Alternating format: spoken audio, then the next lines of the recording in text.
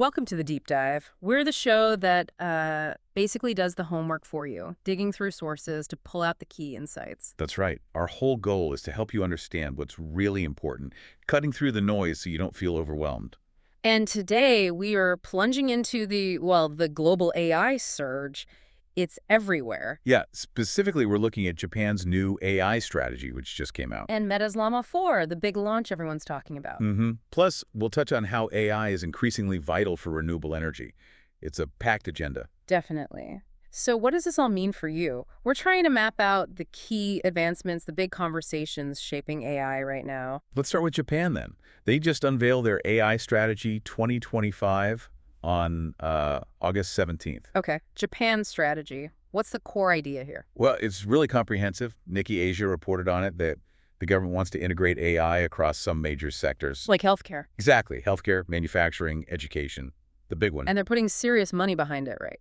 Oh, yeah. A huge commitment. We're talking $10 billion for AI infrastructure by 2030. Wow, 10 billion. That's a statement. Does that kind of top-down funding sometimes slow things down, you think? Or is it just necessary? It's a fair question. It's definitely a balancing act. But Japan seems to be making a really interesting play here. It's not just about that power. It's about building a framework based on, trust and ethics. Ethics? How so? Well, the strategy includes mandatory ethical guidelines for developers. Mandatory ones. Yeah, focusing specifically on transparency. Okay. They're even proposing a national AI certification program to make sure companies comply. A certification. Interesting. So they're trying to set a standard. Seems like it. Yeah. And our sources suggest they're really looking at what the EU did with the AI Act. The risk-based approach. Exactly that. Right. Classifying AI by potential harm, minimal, high risk, etc., and applying stricter rules to the riskier stuff. So focus the regulation where it's needed most. Right. The idea seems to be positioning Japan as a leader in responsible AI while still addressing privacy concerns head-on, if they pull it off smoothly. It could be a powerful model globally. Could be. And this connects to that broader global push we're seeing, right, for responsible AI. Absolutely. You see it with things like the Global AI Ethics Code, the UK's AI Safety Bill. There's definitely a trend. Yeah, a growing consensus, it feels like. Yeah. That we need some guardrails. For sure. But it's not without its challenges. There was some reaction on X. Oh. Yeah, at Tech Japan posted on the 17th. They praised the investment, the $10 billion. But they also raised concerns about potential bureaucratic delays. Red tape, basically. The classic hurdle. Exactly. And that highlights the key challenge. Potentially huge. I mean, think about how fast things move. New models, breakthroughs. They happen almost daily. True. So even small delays could mean missing a key window for adoption or falling behind in the market. That path from policy to actual implementation needs to be really smooth for Japan. Okay, that makes sense. Let's shift gears a bit. From national strategy to raw tech power. Right. Our sources also flagged a huge model release, Meta's Llama 4. Just dropped, right? August 18th. That's the one. Yeah. And it's a really big deal, especially for the open source community. Okay, tell us about it. What's the scoop? Well, VentureBeat covered it. Llama 4 is open source, and it's multimodal. Multimodal, meaning it handles more than just text. Exactly. Text, images, possibly other things down the line like audio. It processes and generates across different types of media, more like how we interact with the world, Right. And the scale, I saw a number, 600 billion parameters. Yep, 600 billion. Think of those as the sort of internal knobs the model can adjust to learn. It's massive. Allows for incredibly nuanced pattern learning. It's just huge. Okay, performance-wise, how does it stack up? Is it just big or is it good? Oh, it's good. Really Okay. good. It scored 97% on the MMLU benchmark. 97% on MMLU. Remind us what that means again? So MMLU is this tough test. It measures knowledge and reasoning across tons of subjects: history, law, math, science. Like super hard university final exam. Okay. Scoring 97% basically means it's acing it.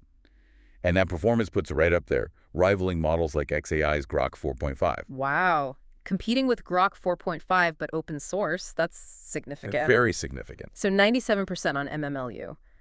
What kind of new things become possible when a model gets that good? Like one concrete example. Good question. When you hit that level, it's not just about spitting back text or making pictures. It's about deeper understanding. Mm. So think more sophisticated reasoning, maybe helping scientists sift through complex research faster, or offering more accurate support for medical diagnoses, or even analyzing complex legal documents. It's about genuine comprehension. Yeah, that's a big step up. And there was something else interesting, too, about energy efficiency. Right. This is actually really important. Hugging Face evaluations found it's 30% more energy efficient than Llama 3.1, its predecessor. 30% more efficient. Why is that such a big deal? I mean, besides the environmental angle, which is obviously good. Well, think about the cost. Training and running these massive models takes enormous amounts of power, which costs money. Right. Huge electricity bills. Exactly.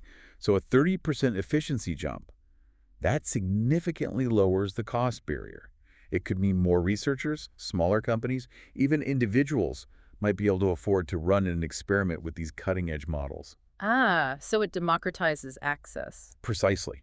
It makes powerful AI less exclusive to just the tech giants.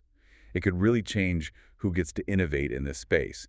That practical advantage is huge. Yeah, you really can't overstate that given the energy demands we hear about. Okay, finally, our outline mentioned one other area, AI in renewable energy. Ah, yes. Now, our specific source material for this deep dive didn't give us the detailed facts on that part. Right, the focus was more on the strategy and the model release this time. But the fact that it was even on the radar suggests it's a critical link people are making, AI and sustainability. Definitely. It's a field that's absolutely booming, even if we didn't get the specifics today. That intersection, AI helping optimize renewable energy grids, discover new materials, things like that, it's huge.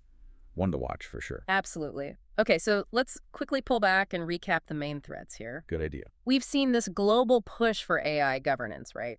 Japan's strategy trying to blend innovation with strong ethics. That comprehensive, ethically minded approach. Then there's the sheer speed of tech advancement. Meta's Llama 4, a monster model, open source, rivaling the best, and more energy efficient. Yeah, a powerhouse that's also making strides in practicality. And finally, just the sheer breadth of AI's application, touching everything, including vital areas like energy, even if we only touched on it briefly. It really covers a lot of ground. So as you're listening and think about all this, maybe consider what really strikes you about this balancing act. Countries trying to innovate super fast while also being responsible and ethical. Yeah, how do you find that sweet spot? And also, think about that energy efficiency point with Llama 4. How might that start to change the conversation around AI's environmental impact? Could it make powerful AI more accessible? Maybe change who leads the next wave? Lots to think about. These threads, the regulation, the tech breakthroughs, the real-world uses, they're all weaving together. And they'll keep shaping our future with AI.